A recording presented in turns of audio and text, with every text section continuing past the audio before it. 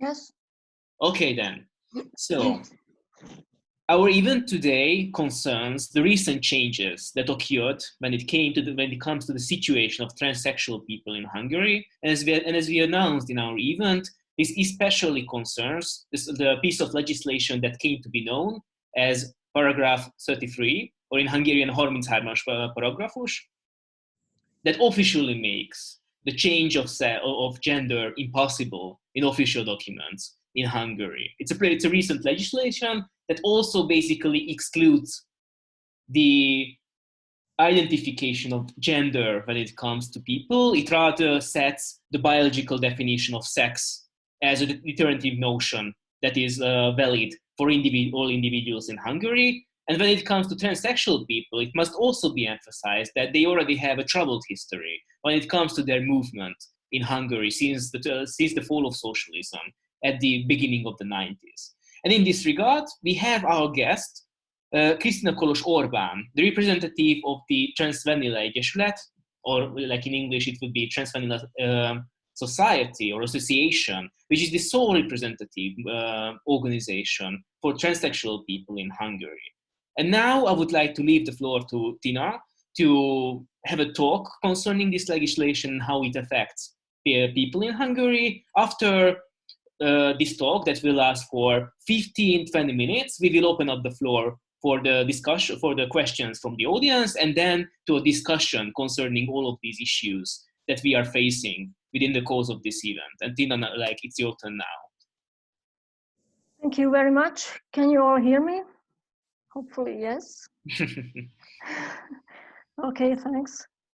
So I will try to share my screen with you because I have prepared a short presentation for us. Don't get triggered, it will get even nicer. I just realized that Orbán is usually on the cover of my presentations for whatever reason. So if he wants to be there, he's pretty successful in that. So let's talk about transphobia during the COVID-19 pandemic in Hungary and why we want Article 33 to be dropped from the omnibus bill that you all probably heard about before.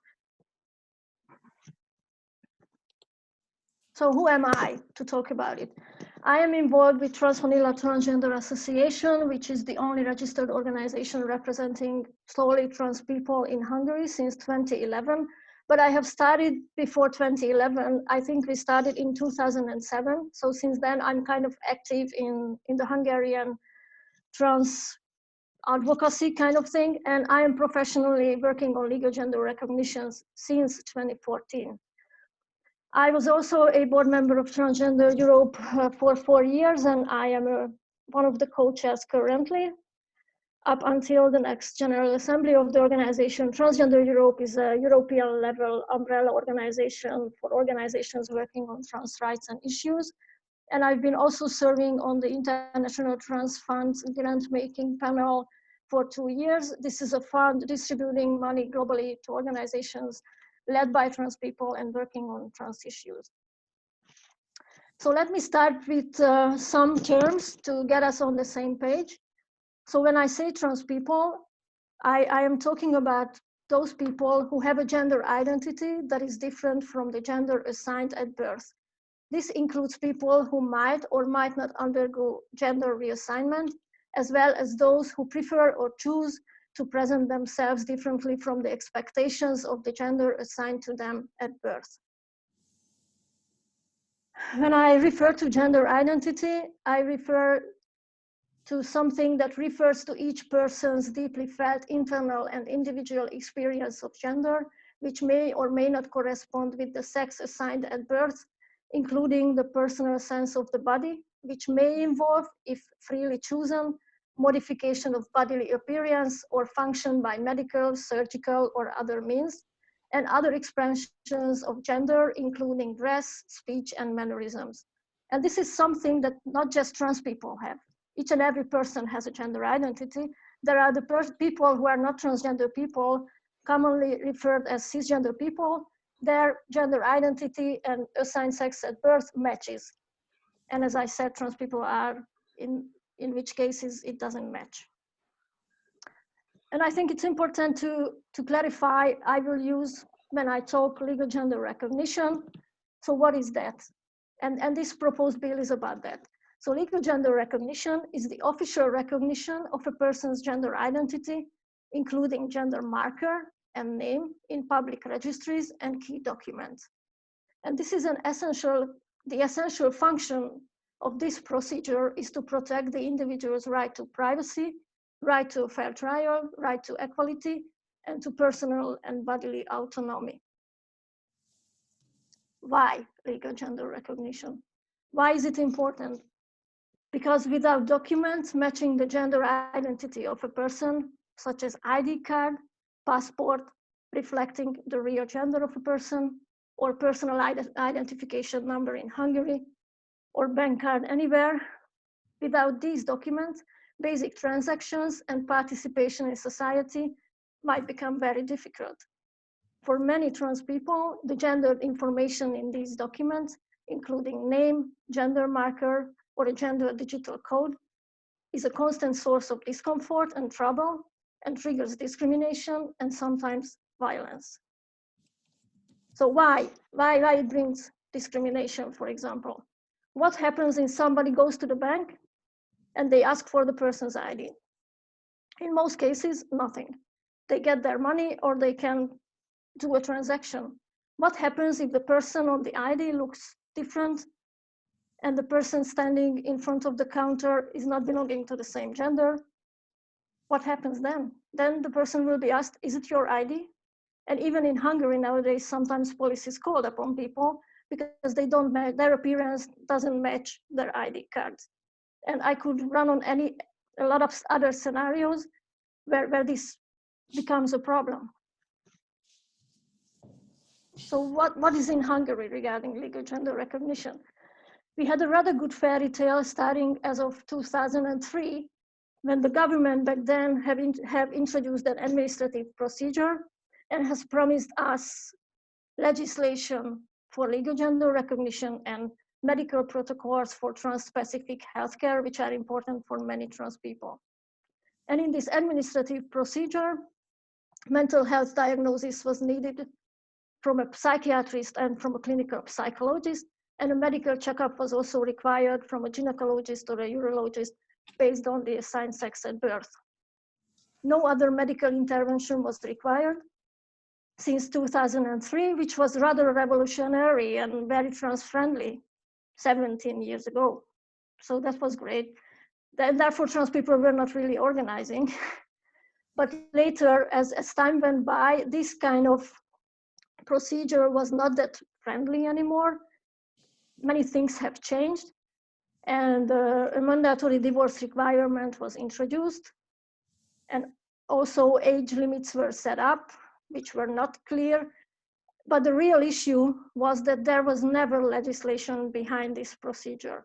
It was never clarified based on what, who makes the decisions. This practice was basically functioning really well. And all those people who provided the required documentation could change their gender in their birth certificate, and therefore they could change all their other documents.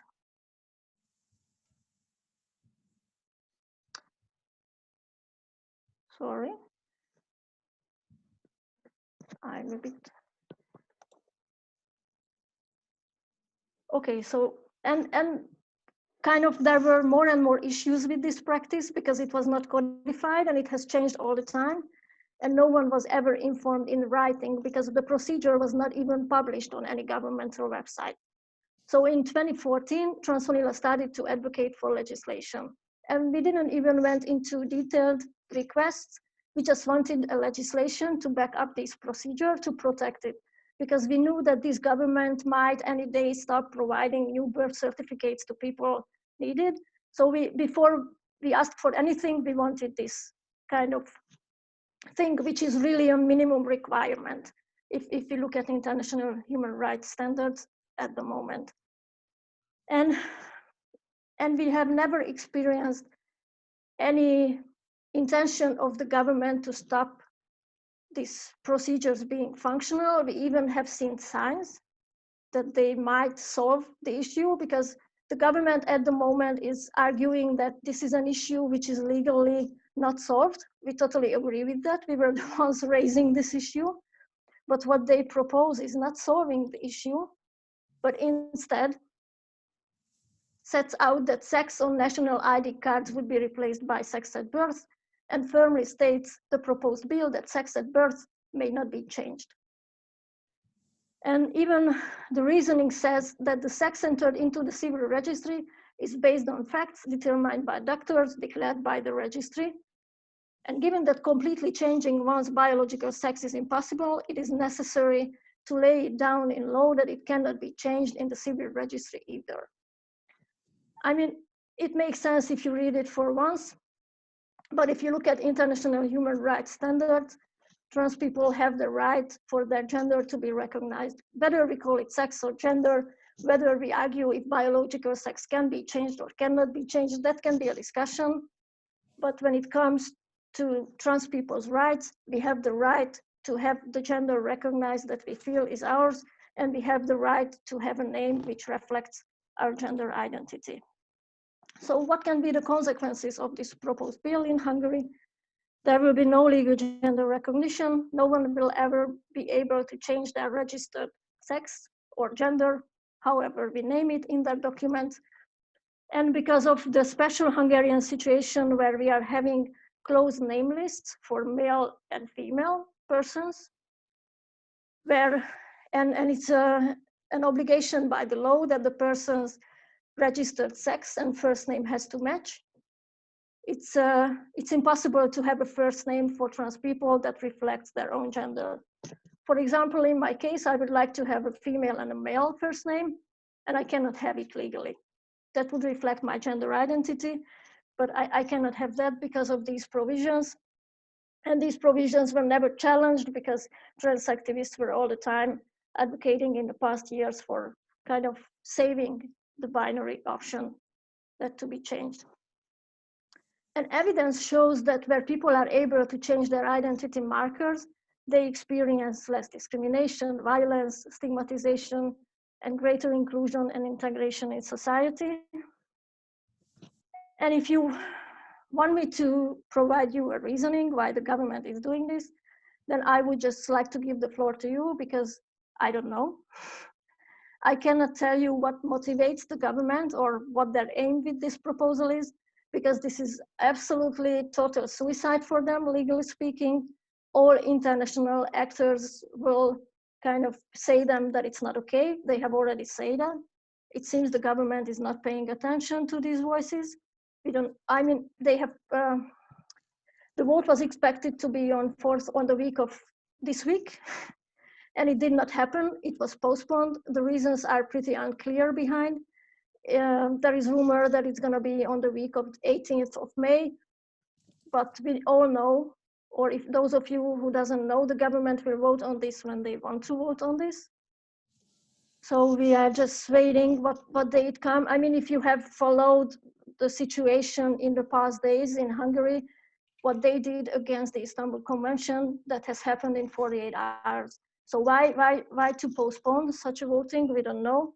We just know that all trans people who need legal gender recognition will suffer. And we also know that trans-specific healthcare will get worse in the country, and there will be more discrimination, potential violence, and trans people will all the time be outed whenever they have to present their ID card, and they will have no choice. So this is all what I wanted to say. It's just to start a discussion. I'm happy to answer questions, and I'm happy to hear all your thoughts. I'm really looking forward to the discussion. Thank you.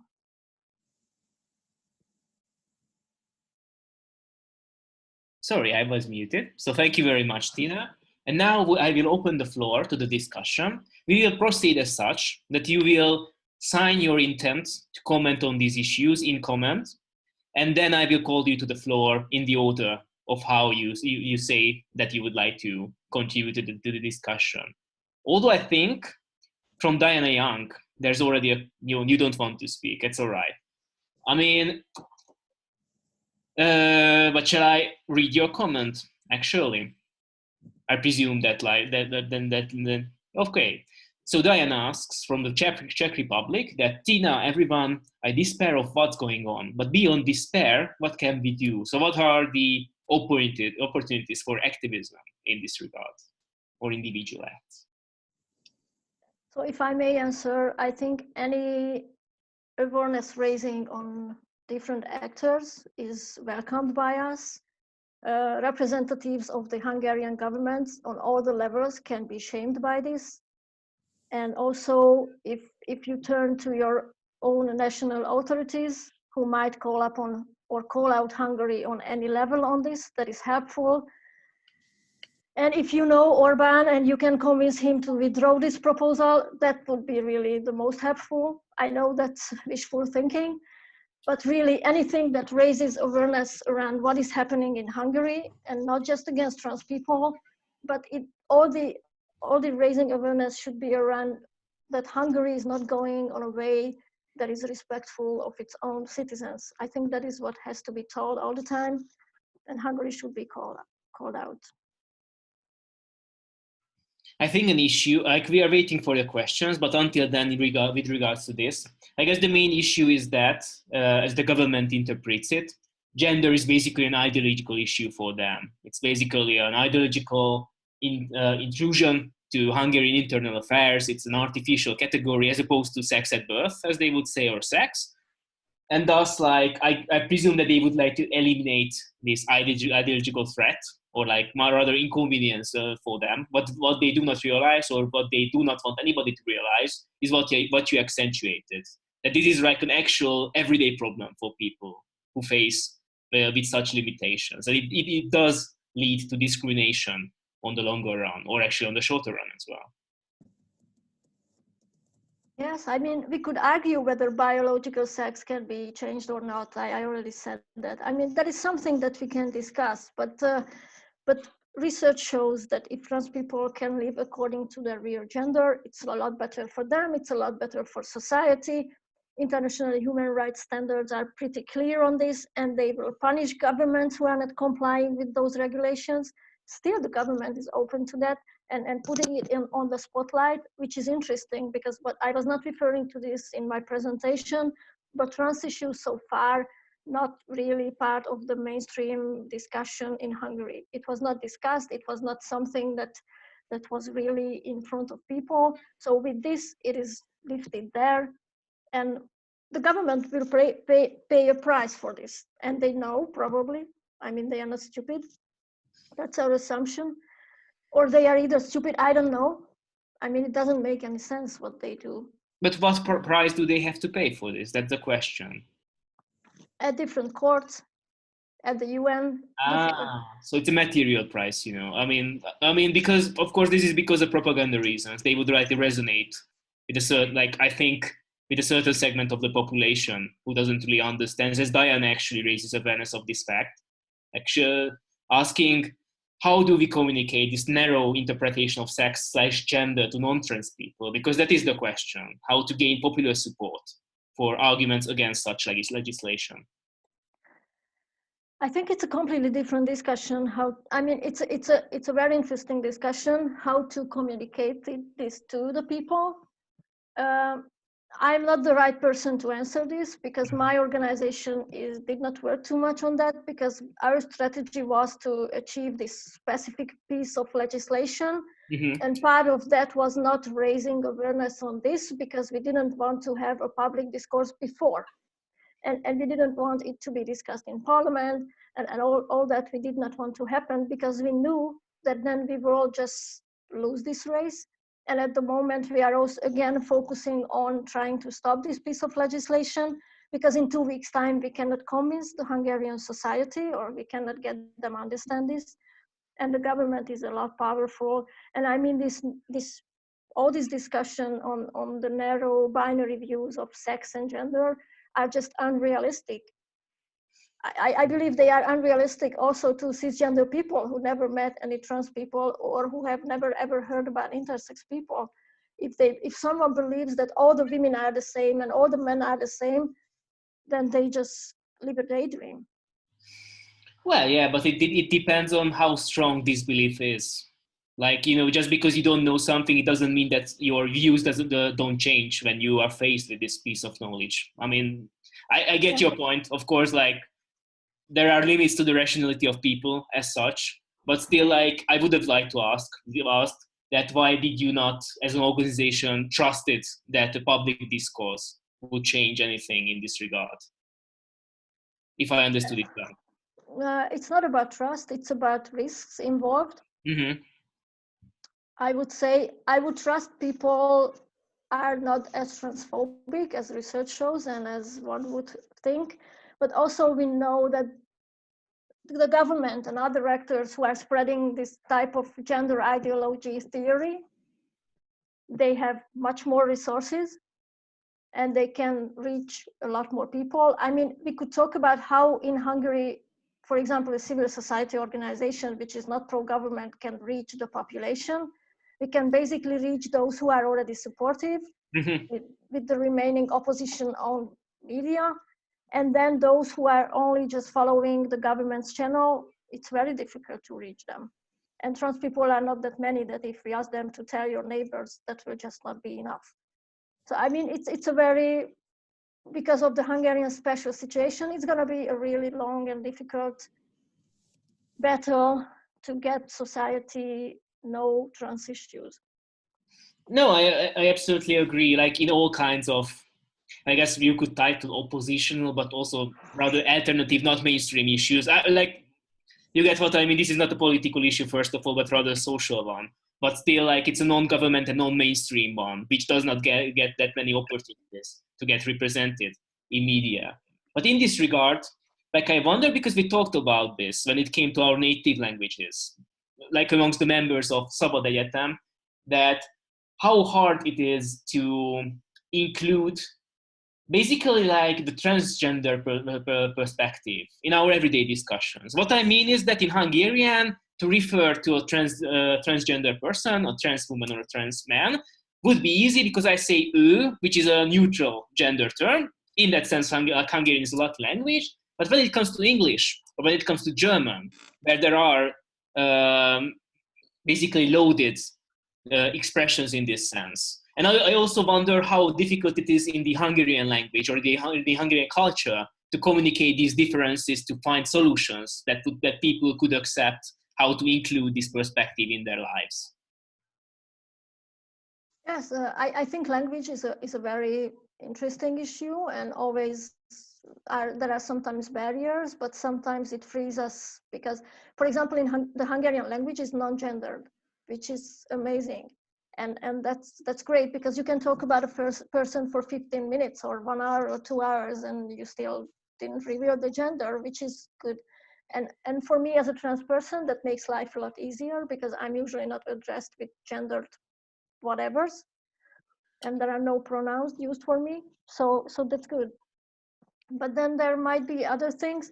For example, not having sex and gender in a language can put a whole society in a situation when gender as a concept is introduced, what we have observed in Hungary, that is a whole new discussion. Although we have társadalmi, which was commonly used for gender before, and now gender is more and more in the language, but only with negative connotations, which is really difficult. So I mean, there are all these language issues that are sometimes helping us, sometimes not really helping us. And just to answer to Diana, how to get to understand non-trans people, what is sex and gender? That's through discussions, that's through reaching them, sharing our stories, telling them how we feel, and kind of getting them to realize that we are also just part of nature and it's nothing else. We are not destroying society. We have always been here and we are here and we will be here. Whatever the legislation is, trans people societies, because there will always be people who will transgress gender norms, who will not be really having comfort with their sex or their body. So we will just not go away, and we've been always here. And there are maybe many people who don't even call themselves trans, but are rather similar to us. So it's not that we are a totally different group of people. I don't want to say that we are like them, which is not true because we are not like them. That's the main point. But we are also human beings with lots of different characteristics. In this regard, I think Diana's other question is also interesting. Like, who are the allies of trans people? Like, with which groups like these people can cooperate as such? I presume that would be the question. I mean, it depends on either it's in the Hungarian context or in general. I mean, the answer can be different. Mm-hmm. I think the most natural allies for trans people are LGBT people, since we are in this forced marriage in the LGBT acronym. So I would say they usually seem to be allies or think about themselves as allies. And then I am struggling with providing an answer because the Hungarian, I would think about civil society and how civil society is organized. Mm-hmm. And in the Hungarian context, because of the shrinking space for civil society and because of the non-existence of civil society, we could say, I mean, huge organizations have survived the past 10 years, but most of the civil rights movements have vanished away, basically.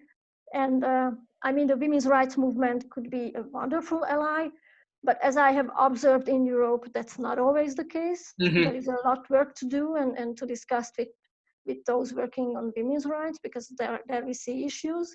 But many in that movement are great allies. And basically, I mean, Transvanilla has worked with all types of NGOs working on Roma rights or poverty or whatever. So, I mean, all kind of minorities or oppressed groups in society should be and could be allies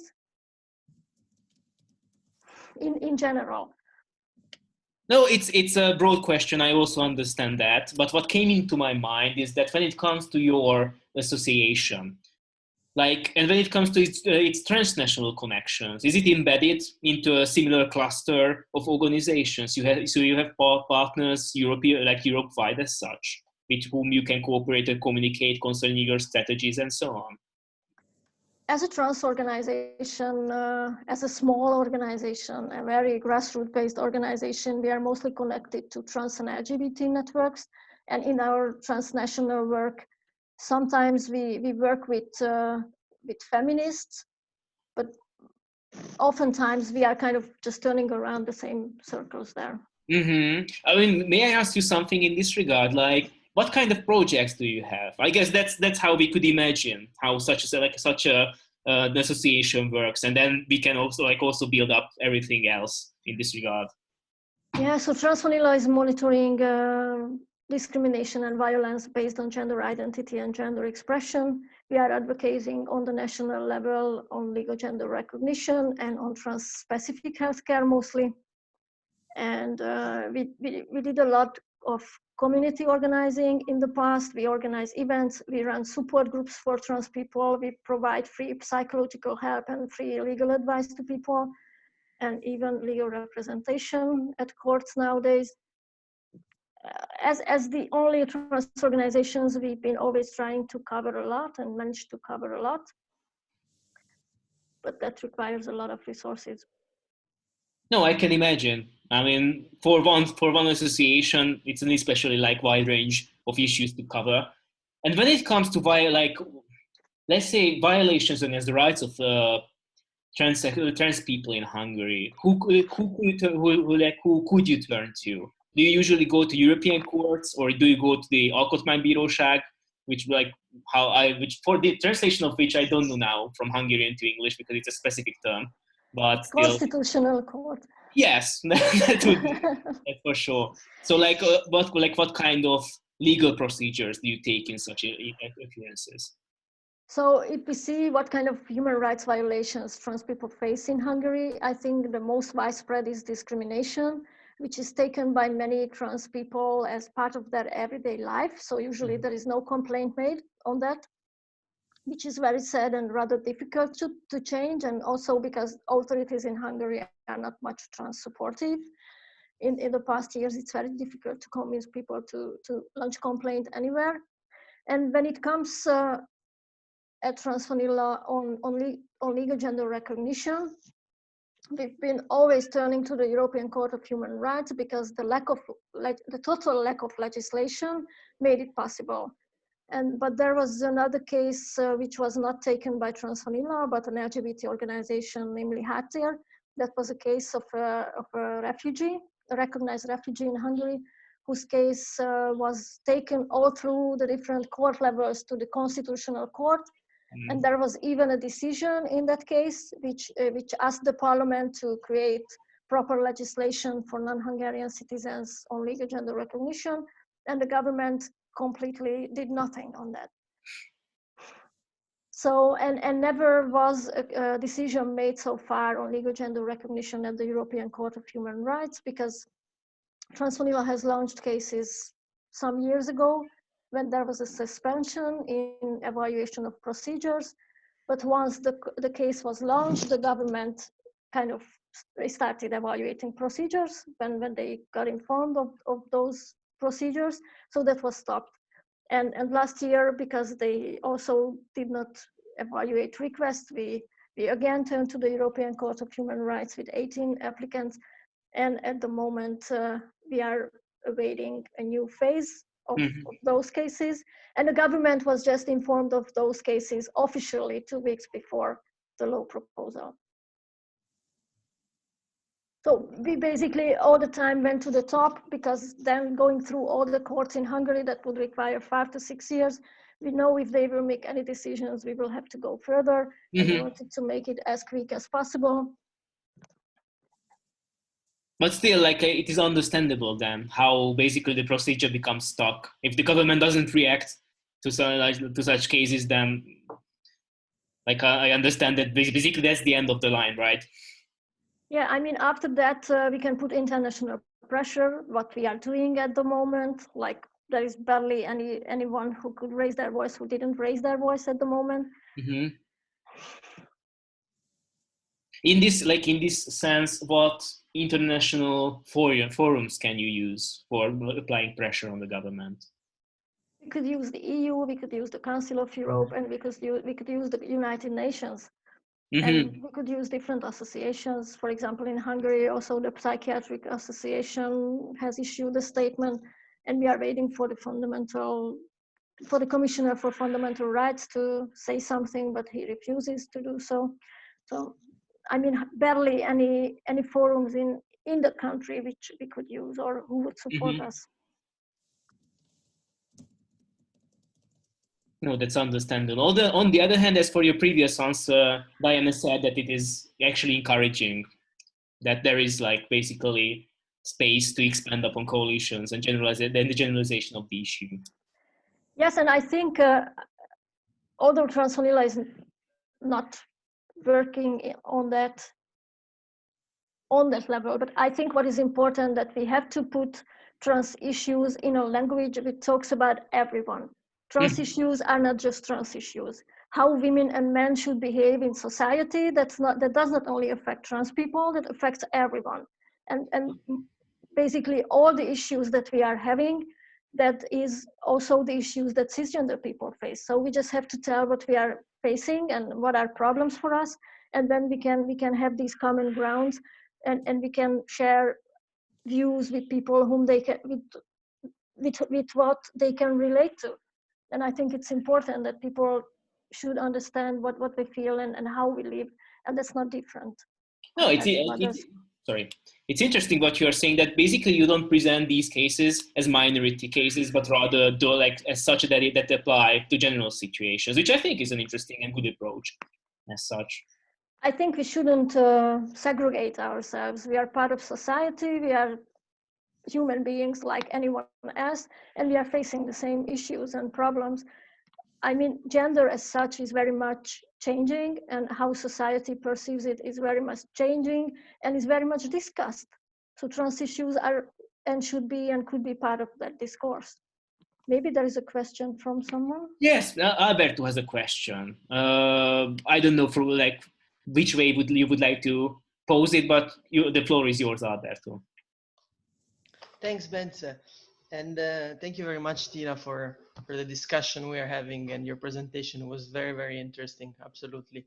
I had a question about maybe more related to, I was thinking as a Szabad Lecture member, how we could try to be more proactive and inclusive with regard to trans people. So my question would be whether you have maybe some advice and suggestions about practices that an activist group or a social movement could try to implement in order to be less discriminatory and more inclusive.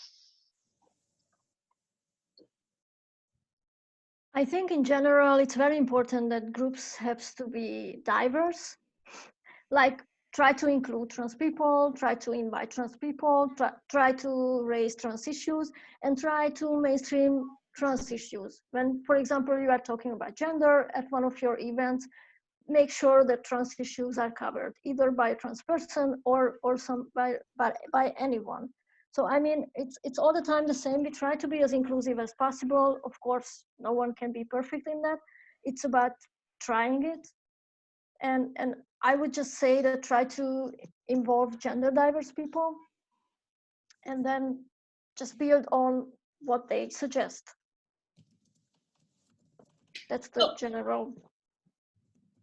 But the question that comes into my mind, and it has been an issue with people with whom I talked, within this organization or outside, is basically how legitimate is it for someone to raise an issue that, like, concerning a group to which he or she or like any other does not belong to, because, like, of course, it becomes controversial if you argue in the name of someone.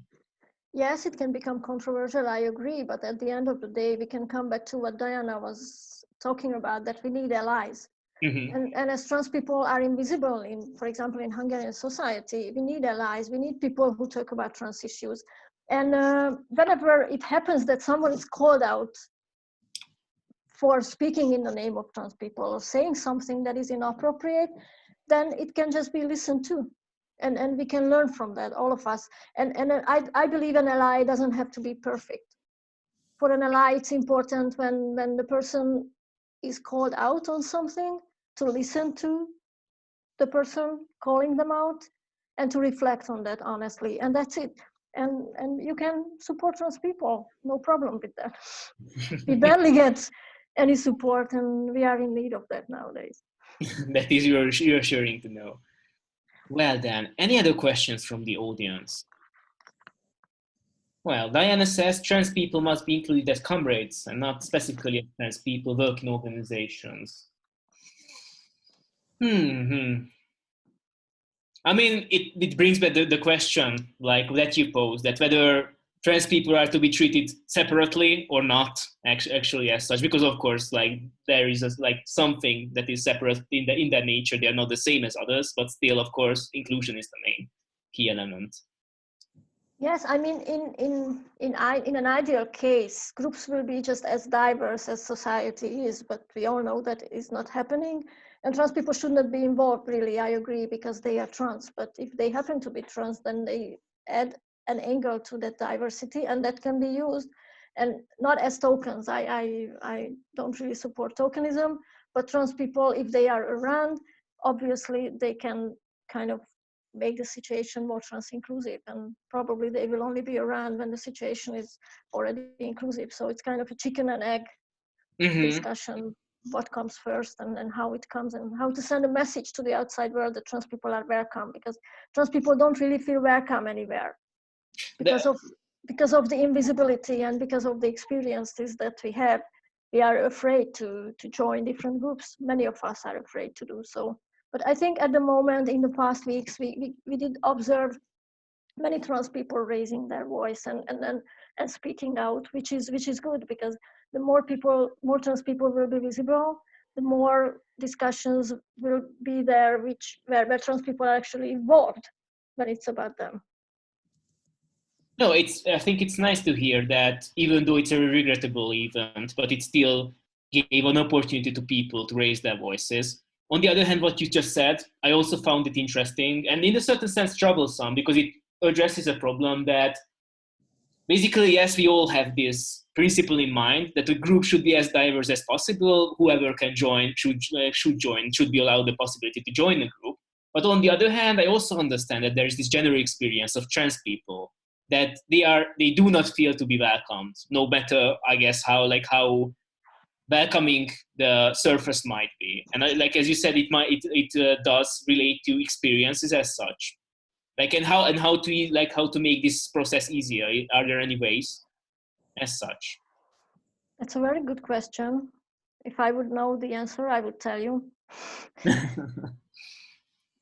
I know a lot of trans people, and I know that oftentimes we are just afraid and closed up because of all the experiences that we have faced, and this is a difficult work for all organizations, I believe, and it's a good challenge for society, how to make trans people feel comfortable, and not just trans people.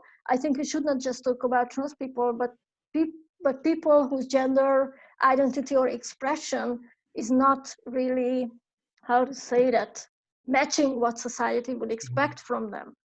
Because a person doesn't have to be trans to be called out because of gender expression. I think it's very important that it's not just, as I said before, it's not just trans people who are facing these issues. We are all in this. It just has an effect on trans people, which is more severe, because we are denied basic rights, and many of us has to live with documents that totally doesn't match their experience. I would just call cisgender people to imagine that tomorrow you wake up with a document which has a different name and a different gender. How would you feel yourself? And that's what trans people face. And I agree with Diana, we are not different. I mean, Diana, everyone is different, because we are all different from all the others. But it's not that trans people are a different group of people. I totally agree with that. We are just as diverse as society is. Mm-hmm. Or there is no hierarchical difference between people, between normals and not normal people, because that would be the general phrase, of course, like not general, I hope, that would be used in this regard. Yeah, we shouldn't have a discussion on what is normal. I would ask that if it would be just a chit chat between us, like laughing out loud, but there is no such thing as normal, I believe. Everything is normal. Or everything that is like, I mean, normal is such a relative term. That's the key issue of it. And it also changes with society, of course. No, but in this regard, like I guess that's the difficulty of this situation, that it requires an openness from both sides, but it might be like an asymmetrical issue as such. Like one side has to be more open towards those who feel excluded as such. Is that the case? There was a comment, and I've been reading that, so I a bit lost what you said. No, it's all right. Although, like Yvette has the comment that the best way to make us feel welcome is just saying explicitly that we are welcome and treat us as if we were cisgender. Yeah, for a huge part of our communities, that would be just amazing. But Yvette, that wouldn't be enough for me, because I'm not binary, so it would be difficult to treat me as cisgender. But I totally agree with this. Trans women are women and trans men are men, and treat them just as women and men. And with the rest of us, including me, we have to find it out. No, it is definitely a difficult issue, but I guess what matters is that both sides are like basically like prone to do something in this regard. And then yeah, I mean, we need to discuss things, and that's how things can move on and go on. And without that, we will just have these law proposals and governments who are not listening to anyone. No, yes, I think that's a nice way to end this part of the dialogue. Are there any questions from the audience that are remaining? Lotti says, I would have a question regarding the Hungarian opposition. The oppositional parties were pretty powerless, but how are they supporting trans issues? Do they support the fight to delete Article 33? Okay, so the opposition is kind of starting to be united in Hungary. And I think when it comes to this issue, not to trans issues, because trans issues are not discussed, but all the opposition parties except Mi Hazánk, which is the rather far-rightish Fidesz supportive party and not really important. All the others don't agree with the proposal and spoken out against. It was not a surprise. We've been expecting this. I mean, this attack is so outrageous on trans rights that kind of no one can support this. And I mean, we didn't discuss why Fidesz is doing it, but they could be pretty sure that all the opposition party will be against this proposal. So, I mean, they are supportive, but what can you do with them? There is 2/3 in the parliament for Fidesz, so they push the button and they can propose whatever bill they want to. But they spoke out in parliament and there is support from them. But still, I would argue that since like basically the constitution of the parliament is quite asymmetrical, it does not represent the real proportionality of how the Hungarian society thinks, how it votes. It's important that oppositional parties who represent a considerable segment of Hungarian society would take a stand in this. But is it the case that with Jobbik as well? Because of course, like for a long time, oppositional thinker, but that would be the interesting case, for example, how Jobbik, which went through a lot of changes throughout the years, would take a stand on this. So Jobbik went through a lot of changes, and we did observe when Fidesz went to the far right, how they had to go a bit closer to the middle. And they wouldn't oppose trans people getting recognized. I mean, that's such a barbaric thing. That's such going back in time. That is, it's something that even Jobbik wouldn't support at the moment. I mean, I wonder because there are recent studies that observe how the population evaluates the last 10 years of the Fidesz government, and like, I don't think that such issues were observed, but I would wonder how the population which votes for the Fidesz would think about this, because I don't think that it is necessarily represented in this step of the government. How people think about transgender people, you mean?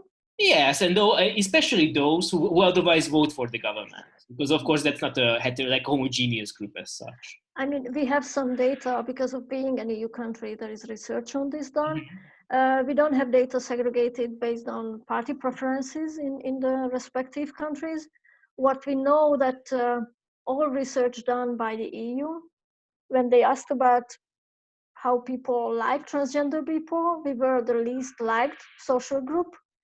When, for example, they ask who would like to be the prime minister, how would you like a Roma be, or an elderly person, or a woman, or whatever, transgender was always the least liked one. But there is, I mean, we all know that when they ask a question and what the answers are, that matters a lot. Then there is a research from Hungary which says that 70% of the Hungarian population supports legal gender recognition. Whilst EU data shows differently.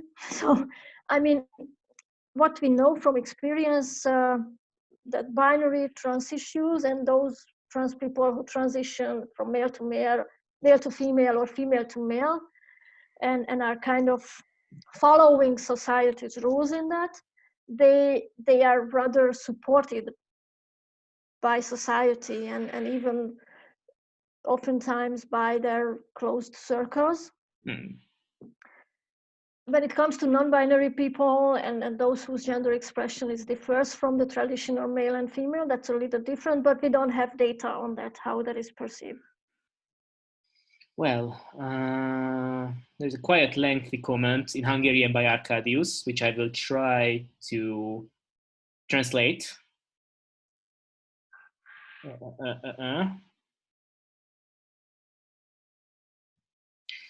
Okay, basically he says, which I think is a nice argument as such, that this has a connection to the current situation of the pandemic.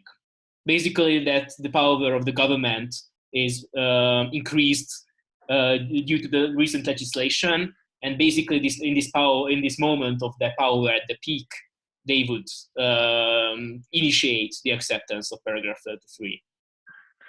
I mean, Arkadiusz, you are not the only one who speculates on this. It's obviously something that the Christian Democrats are pushing for. And Orbán is wiser than this. I mean, he knows how difficult it is to push through this and how difficult it is to answer questions about this. And he doesn't like these type of things. I would wish, I've been told our legal experts that it's wishful thinking, but I'm still wishing for that they made a deal with, Orbán made a deal with the Christian Democrats, and they got the refusal of the Istanbul Convention, so they will drop Article 33. But I've been told that this is wishful thinking. Although I don't think it's a nice price to pay. No, absolutely not. But they pushed this through in 2 days. Mm-hmm, So mm-hmm. that happened pretty fast, and that happened when the voting on this proposal was postponed. And actually, to be honest, we felt for a long time that the Christian Democrats are pushing against this, but somehow still the government is kind of holding on and trying to solve the issue. But the pressure was really high. That was obvious for us, even in the past years. Mm-hmm. Now that I think about it, like, I mean, of course, it's a speculation, but because I think you stressed it and out it convincingly that, whereas when it comes to the Istanbul Convention, it has been passed through like within a very short time, whereas like this one is a pretty long. So maybe, how can I say, what we argue in our introduction to this event, that the transgender issue would be the core issue that covers, or like, blinds or like the view of those who would also care about the Istanbul Conventions as such. Yes, absolutely. It's a used issue. They use it for something. They cover up other things. That's what they do all the time. And I'm not sure that we can see all the little pieces at the moment, and we don't know what is coming. I mean, somebody wrote in the comments that they might drop it before voting. Obviously, that's what we would be happy to see. And then they could say, you see, we listen to all these and these actors, or how nice we are, as it was said in the comments. That would be amazing. We will see what is happening, because I think none of us knows. No, and that's the most annoying thing about this situation. Because as far as I know, like, no internal discussions within the government party have been leaked, so we don't really know what goes in the mind of those who initiated this step, and that is the most troublesome thing to imagine in this case. Are there any further questions when it comes to our audience?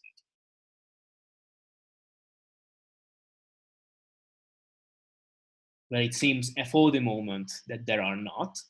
Are there any issues that you would like to raise concerning what we discussed today, Tina? I would just like to thank everyone who came. Thanks for all the things shared, and thanks for all the support from the trans people who were present, who helped me answering questions. I do really appreciate that. And thank you for organizing this.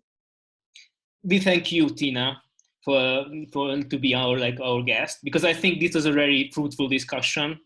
I think we covered many important issues in this regard, and I think we will continue the discussion of such topics in the close future as such. Thank you everyone for coming and for participating in the discussion. Yes, thanks a lot. And yeah. Opa. It seems that like in the last minute, like some comments arrived. Wow. Okay, one concerns like the settlement of origin, besides the birth, like the place of birth. But the other like actually concerns a few questions. How come that such a small percentage of humans who are transgender are considered as a threat to society? I mean, that could be a 1.5 hour discussion at least. Yes. But it's a perfect question. Well, yeah, but I mean, I guess it can be explained in short by the logics of such an ideology that like perceives itself as a representation of the perfect older worldview or world order, which is threatened by all pieces that do not fit into this picture. So like gender must be an ideological construct, not a a matter of social discussion, because it does not fit there and it destructs the traditional family model, of course, because which is always destructive as such. So I guess that would be the answer. That is just, it's an ideological issue as such, because it does not, like the acceptance of gender differences and this whole discourse would not really cause practical difficulties to those who do not who are not touched upon by these issues. How to... Sorry. I find the second question very interesting. How come that Orbán is directing his energy against trans people in such a way, and what does it say about society as a whole? Yeah, why decided Orbán to find a new votes in trans people? That's a very good question. And what does it say about society? I would say that we know that society doesn't care. Whomever is the new scapegoat, they don't seem to care. Let they be even women. I don't see much movement in society as a whole. So I find this question is very appropriate, and I don't have the answers.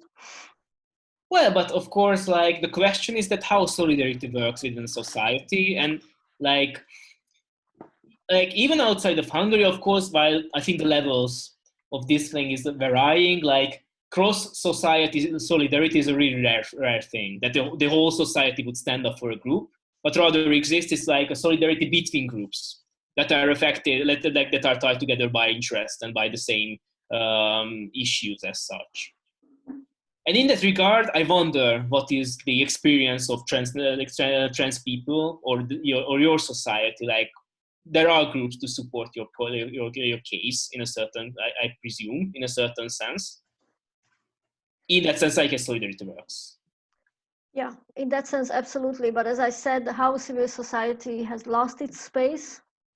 All those who support us are kind of opponents to the government, and again, reaching the same small part of society, which is not voting for Fidesz and which is not much supportive of Fidesz. And I mean, let's not get into why and who votes for Fidesz, but as long as that continues on, these things are not really changing.